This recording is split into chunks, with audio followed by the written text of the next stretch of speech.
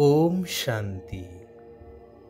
ଈଶ୍ୱର ପିତାଙ୍କର ସତ୍ୟ ଆତ୍ମିକ ସନ୍ତାନମାନଙ୍କୁ ଶୁଭ ସକାଳର ଶୁଭ ଅଭିନନ୍ଦନ ଜଣାଇ ଆଜିର ପ୍ରଭୁଚିନ୍ତନର ଆଲୋଚନା ପରିସରକୁ ମୁଁ ସମସ୍ତଙ୍କୁ ସ୍ୱାଗତ ଜଣାଉଛି। ମନୁଷ୍ୟ ଜୀବନର ଶେଷ ଏବଂ ଶ୍ରେଷ୍ଠ ଅବସ୍ଥା ହେଉଛି କର୍ମାତୀତ ଅବସ୍ଥା। ବେଦ, ଉପନିଷେଦ, ଶାସ୍ତ୍ର, ପୁରାଣ ଆଦିରେ ଏହାର ଅନେକ ଦୃଷ୍ଟାନ୍ତ ଦେଖିବାକୁ ମିଳେ। ବହୁ କିମ୍ବଦନ୍ତୀ ମଧ୍ୟ ଏହାର ମୂକ ସାକ୍ଷୀ।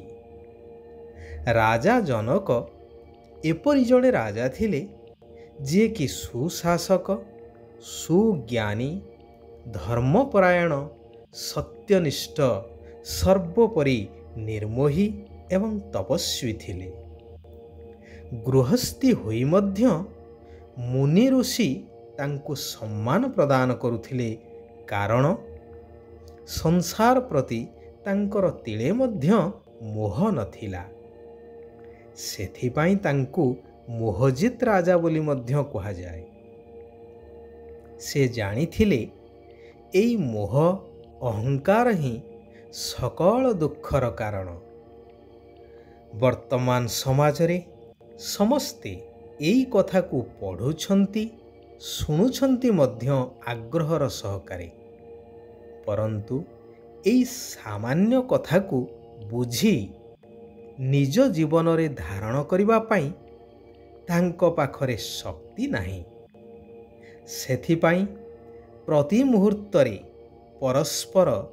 ପରସ୍ପରକୁ ଦୁଃଖ ଦେଇ ଚାଲିଛନ୍ତି।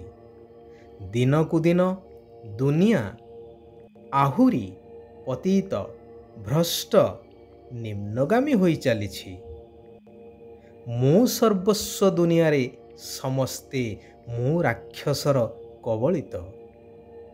ନିରାକାର ଶିବ ପିତା କହୁଛନ୍ତି, ମଧୁର ଆତ୍ମିକ ସନ୍ତାନଗଣ, ଏଇ ପୁରୁଣା ଦେହ ଏବଂ ଦେହର ସମ୍ବନ୍ଧୀ ଯେଉଁମାନେ କି ପରସ୍ପର ଦୁଃଖଦାୟୀ ଅଟନ୍ତି, ସେମାନଙ୍କୁ ଭୁଲି ଏକମାତ୍ର ବିଦେହୀ ନିରାକାର ଈଶ୍ୱର ପିତାଙ୍କୁ ମନେ ପକେଇ ଚାଲ। ତାଙ୍କର ଶ୍ରୀମତ ଅନୁସାରେ ଚାଲ। ମନମତ, ପରମତ, ଶାସ୍ତ୍ରମତ, ଗୁରୁମତ ଆଦିରେ ଦ୍ୱାପର ଯୁଗରୁ ଚାଲି ଆସିଛ ଏବଂ ତାହାର ଫଳ ଆଜି ସମସ୍ତ ବିଶ୍ୱବାସୀ ଭୋଗ କରୁଛନ୍ତି। ଏ ବିଷୟରେ ଆଲୋଚନା କରିବାର ମଧ୍ୟ ଆବଶ୍ୟକତା ନାହିଁ, କାରଣ ସମସ୍ତେ ଏହାର ଅନୁଭବୀ। ତେଣୁ ବର୍ତ୍ତମାନ ଏହି ସବୁ ମତ ଛାଡ଼ି ଗୀତାର ମହାବାକ୍ୟ ଅନୁସାରେ ସର୍ବଧର୍ମଂ ପରିତ୍ୟଜ୍ୟ ମାମେକଂ ଶରଣଂ ବ୍ରଜ, ଏହି ମହାଉକ୍ତିଟିକୁ ଖାଲି ପଢ଼ିଦେଇ ରଖିଦେଲେ ହେବ ନାହିଁ। ଏହାକୁ ବୁଝିବା ଦରକାର ଏବଂ କାର୍ଯ୍ୟରେ ଆଣିବା ଦରକାର। ପରନ୍ତୁ ଏହି କଥାକୁ ହାଲୁକା ଭାବରେ ସମସ୍ତେ ନେଇଯାଉଛନ୍ତି, ଯେହେତୁ ଶାସ୍ତ୍ରରେ ମଧ୍ୟ ସମସ୍ତଙ୍କୁ ସୁହାଇଲା ଭଳି ଉକ୍ତିଟିଏ ଲେଖାଯାଇଛି କି ବୁଝୁ ନ ବୁଝୁ ପଢ଼ ଗୀତା। ଏ କଥାର ତାତ୍ପର୍ଯ୍ୟ ସୁଧୀ ଜଣେ ବିଚାର କରିବେ ଏହା କେତେ ଦୂର ଯୁକ୍ତିସଙ୍ଗତ। ବିଦ୍ୟାର୍ଥୀଟିଏ ବିଦ୍ୟାକୁ ନ ବୁଝି ଖାଲି ପଢ଼ି ଚାଲିରେ ତାହାର ଯାହା ଅବସ୍ଥା ହୋଇଥାଏ, ବର୍ତ୍ତମାନ ସାରା ସଂସାରର ମଧ୍ୟ ସେହିଭଳି ଅବସ୍ଥା। ପୋଥି ପଢ଼ତେ ପଢ଼ତେ ଧୋତି, ମରମ ନ ଜାନେ କୋଇ। ତେଣୁ କୌଣସି କଥାବସ୍ତୁର ବାସ୍ତବିକତାକୁ ଉପଲବ୍ଧି କରି ଜୀବନରେ ଉପଯୋଗ କରିବା, ଏହା ହିଁ ବୁଦ୍ଧିମାନର ପରିଚୟ।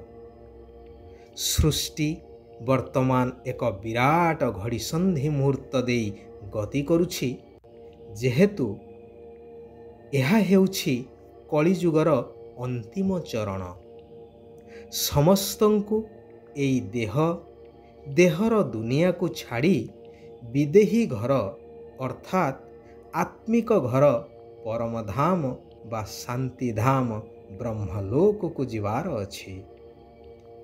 ନିରାକାର ପରମାତ୍ମା ପିତା ଆସିଛନ୍ତି ସମସ୍ତଙ୍କୁ ଆତ୍ମଜ୍ଞାନ ଦ୍ୱାରା କର୍ମାତୀତ ଅବସ୍ଥା କରାଇ ନିଜ ସାଥିରେ ମୂଳ ଆତ୍ମିକ ଘରକୁ ନେଇଯିବା ପାଇଁ। ସେଥିପାଇଁ ଶିବ ବାବାଙ୍କର ଶ୍ରୀମତ ହେଉଛି ସନ୍ତାନମାନେ ଏହି ସତ୍ୟ ଜ୍ଞାନକୁ ସମ୍ପୂର୍ଣ୍ଣ ରୂପେ ଧାରଣ କରି ଏହି ଅନ୍ତିମ ଜନ୍ମରେ ପବିତ୍ର ରୁହ। ଦେହର ସମ୍ବନ୍ଧୀଠାରୁ ବୁଦ୍ଧିକୁ ହଟାଇ ହାତରେ କର୍ମ କରି ମଧ୍ୟ ବୁଦ୍ଧିରେ ଏହାଠାରୁ ଅଲଗା ରହି ନିଜର କର୍ମାତୀତ ଅବସ୍ଥା ତିଆରି କର। ତେବେ ଜନ୍ମ ଜନ୍ମାନ୍ତରର ବିକର୍ମ ପାପ ଆଦି ଭସ୍ମ ଯାଇ ତୁମେ ଶିବ ବାବାଙ୍କ ସହିତ ବ୍ରହ୍ମଲୋକ ଘରକୁ ଫେରି ଯାଇପାରିବ। ଯଦି କର୍ମାତୀତ ନ ହେଲ ତେବେ ମଝିରେ ରହି ଦଣ୍ଡ ଭୋଗ କରିବାକୁ ପଡ଼ିବ। ବିନାଶ ସମୟରେ କେତେକ ଆତ୍ମା ଯେଉଁମାନେ କର୍ମାତୀତକୁ ପ୍ରାପ୍ତ କରିନଥାନ୍ତି ସେମାନେ ଶରୀର ଛାଡ଼ି ଏହିଠାରେ ହିଁ ଘୁରି ବୁଲିଥାନ୍ତି। ସାଥିରେ ଯିବା ବଦଳରେ ଏହିଠାରେ ହିଁ ପ୍ରଥମେ ଦଣ୍ଡ ଭୋଗି ହିସାବ କିତାବ ଚୁକ୍ତ କରିଥାନ୍ତି। ସେଥିପାଇଁ ବାବାଙ୍କର ଶ୍ରୀମତ ହେଲା କି ସନ୍ତାନମାନେ ମୁଣ୍ଡ ଉପରେ ଯେଉଁ ପାପର ବୋଝ ରହିଛି, ପୁରୁଣା ହିସାବ କିତାବ ରହିଛି, ସେଗୁଡ଼ିକୁ ଯୋଗବଳ ଦ୍ୱାରା ଅର୍ଥାତ୍ ମୋ ସ୍ମୃତିରେ ରହି ଭସ୍ମ କର। ତେବେ ଖୁସି ଖୁସିରେ ମୋ ସହିତ ଘରକୁ ଯାଇପାରିବ ଏବଂ ଭବିଷ୍ୟ ସତ୍ୟଯୁଗୀ ସ୍ୱର୍ଗ ଦୁନିଆରେ ଉଚ୍ଚ ପଦର ଅଧିକାର ପ୍ରାପ୍ତ କରିପାରିବ। ମୁଖ୍ୟ କଥା ହେଉଛି ବୁଦ୍ଧିରୁ ସମ୍ପୂର୍ଣ୍ଣ ରୂପେ ଭଗବାନ ସର୍ବବ୍ୟାପୀ ଏହି ମିଥ୍ୟା ଏବଂ ଗ୍ଲାନି କଥାକୁ ବାହାର କରିଦିଅ। ଯେଉଁମାନେ ବୁଦ୍ଧିମାନ ସେମାନେ ଏହି କଥାକୁ ବିଶ୍ଳେଷଣ କଲେ ଭଲ ଭାବରେ ଅନୁଭବ କରିପାରିବେ କି ପ୍ରକୃତରେ ଆମେମାନେ ଅନ୍ଧକାରରେ ଅଛୁ, କାରଣ ସର୍ବବ୍ୟାପୀର ଜ୍ଞାନ ଦ୍ୱାରା ସବୁକିଛି ଭୁଲ ବା ମିଛ ପ୍ରମାଣିତ ହୋଇଯାଉଛି। ଚାହେ ପୂଜାପାଠ ହେଉ, ତୀର୍ଥବ୍ରତ କୁହ, ଦାନ ଧର୍ମ ହେଉ ବା ଅବତାର କଥା ଯାହା ବି ହେଉ। ଯଦି ସର୍ବବ୍ୟାପୀ ପୁଣି ଯଦା ଯଦା ହି ଧର୍ମସ୍ୟ ଗ୍ଲାନିର୍ଭବତି ଭାରତ କ'ଣ ପାଇଁ ରଚିତ ହୋଇଛି? ଏହିପରି ଅନେକ ଅସମାହିତ ପ୍ରଶ୍ନ ମନରେ ଉଙ୍କି ମାରିବେ। ତେବେ ବର୍ତ୍ତମାନ ସମୟ ଅତିକ୍ରାନ୍ତ। ସମୟ ଆସିଛି ବାସ୍ତବତାକୁ ଉପଲବ୍ଧି କରିବାର। ତେବେ ଯାଇ ଭବିଷ୍ୟ ନୂତନ ଜୀବନମୁକ୍ତ ରାଜ୍ୟରେ ଜୀବନମୁକ୍ତ ପଦକୁ ପ୍ରାପ୍ତ କରିପାରିବ।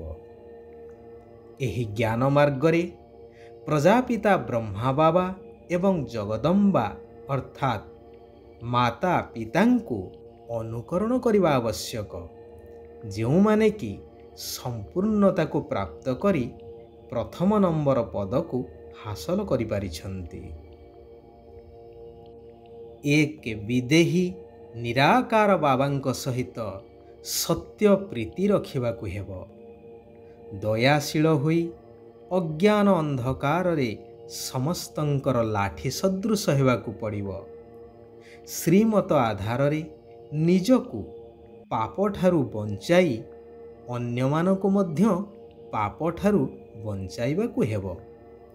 ବାବା କହୁଛନ୍ତି, ମାୟା ବା ପ୍ରକୃତିର ଭିନ୍ନ ଭିନ୍ନ କାର୍ଟୁନ ଶୋକୁ ସାକ୍ଷୀ ହେଇ ଦେଖୁଥିବା ସନ୍ତୋଷୀ ଆତ୍ମା ହୁଅ, କାରଣ ଏହି ପୁରୁଷୋତ୍ତମ ସଙ୍ଗମ ଯୁଗର ବିଶେଷ ଦାନ ହେଉଛି ସନ୍ତୁଷ୍ଟତା।